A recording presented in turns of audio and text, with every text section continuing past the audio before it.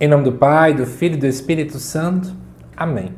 Amados irmãos e irmãs, é com muita alegria que nós estamos aqui para juntos estudar e meditar o Evangelho que a Igreja nos apresenta para esta sexta-feira da segunda semana da Páscoa. O texto de hoje se encontra lá em João capítulo 6, versículos de 1 até o 15, que diz assim: Naquele tempo, Jesus foi para o outro lado do mar da Galileia, também chamado de Tiberíades. Uma grande multidão seguia, porque viu os sinais que ele operava a favor dos doentes. Jesus subiu ao monte e sentou-se aí com os seus discípulos. Estava próxima a Páscoa, a festa dos judeus. Levantando os olhos e vendo que uma grande multidão estava vindo ao seu encontro, Jesus disse a Filipe: Onde vamos comprar pão para que eles possam comer? Disse isso para pô-lo à prova, pois ele mesmo sabia muito bem o que ia fazer. Filipe respondeu: Nem 200 moedas de prata bastariam para dar um pedaço de pão a cada um. Um dos discípulos, André, o irmão de Simão Pedro, disse: Está aqui um menino, com 5 pães de cevada e 2 peixes. Mas o que é isso para tanta gente? Jesus disse: Fazei sentar as pessoas.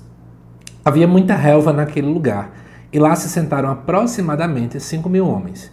Jesus tomou os pães, deu graças e distribuiu-os aos que estavam sentados, tanto quanto queriam, e fez o mesmo com os peixes. Quando todos ficaram satisfeitos, Jesus disse aos discípulos: Recolhei os pedaços que sobraram, para que nada se perca. Recolheram os pedaços e encheram 12 cestos, com as sobras dos 5 pães, deixadas pelos que haviam comido. Vendo o sinal que Jesus tinha realizado, aqueles homens exclamavam: Este é verdadeiramente o profeta, aquele que deve vir ao mundo. Mas quando notou que estavam querendo levá-lo para proclamá-lo rei, Jesus retirou-se de novo, sozinho para o monte. Amados irmãos e irmãs, estamos aqui diante de um relato da famosa multiplicação dos pães, né? Não é o único evangelho que apresenta esse relato, mas estamos aqui diante do relato de João, a descrição que ele traz para nós. Jesus estava ali no mar da Galileia, chamado de Mar de Tiberíades, que é o mesmo lugar onde ele chamou os discípulos, né? Fala em um local de grande chamado para muita gente. Diz o texto que uma multidão seguia Jesus. A multidão sempre é símbolo daquelas pessoas que ainda não têm um comprometimento sério. Não é à toa que eles não são chamados de discípulos. Discípulo é aquele que segue. A multidão apenas seguia Jesus no sentido de ir a ele porque ele fazia algum milagre, porque ele operava alguma obra ou algo do gênero. E aí, diz o texto que Jesus sobe ao monte. O monte, geralmente no contexto bíblico, é o local da manifestação de Deus. Então ali, Jesus subindo ao monte, ele apresenta-se como aquele que é o intercessor do povo, como a mesma figura de Moisés que recebeu as tábuas de pedra. Subir ao monte também é um local de proximidade com Deus, porque Deus habitando no céu, o monte é um local mais alto. E aí diz o texto que estava chegando a Páscoa, Jesus vê aquela multidão, e o que Filipe disse para Jesus? Onde vamos comprar pão para que eles possam comer? Então, não é Filipe que diz, né? É Jesus que fala. Mas, no final das contas, né, Jesus já sabia o que ia fazer, segundo o Evangelho de João. Mas Jesus apenas joga para Filipe para ver como é que seria a reação de Filipe. E aí Filipe fala: Olha, Senhor, nem uma boa quantidade de dinheiro resolveria a situação, né? Ou seja, ele pensou na questão financeira. Ele não pensou muito mais além. Depois, André chega e diz: Tem aqui um menino com 5 pães e 2 peixes, mas o que vai ser isso aqui? Ou seja, eles só olhavam para o que eles tinham e ficavam focando nos problemas que eles tinham, mas eles não conseguiam pensar além. Podemos até dizer mais, eles não estavam percebendo que o Cristo estava ali e que quando Cristo está presente, tudo se faz novo.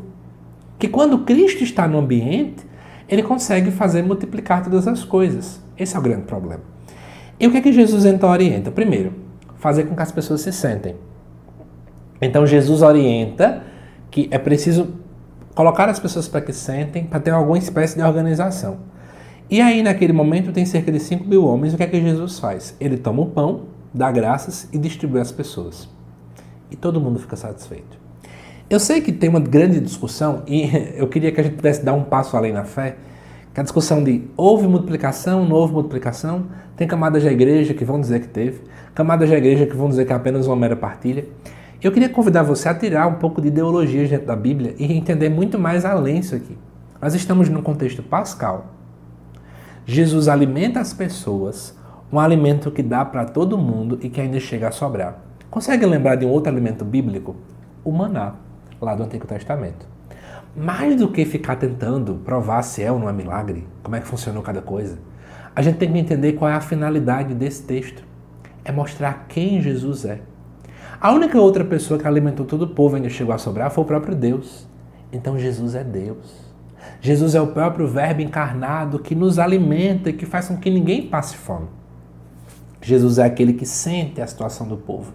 E sentindo a realidade daquele povo, ele se compadece. Não fecha os olhos diante da realidade, mas pelo contrário, alimenta, dá vida àquele povo.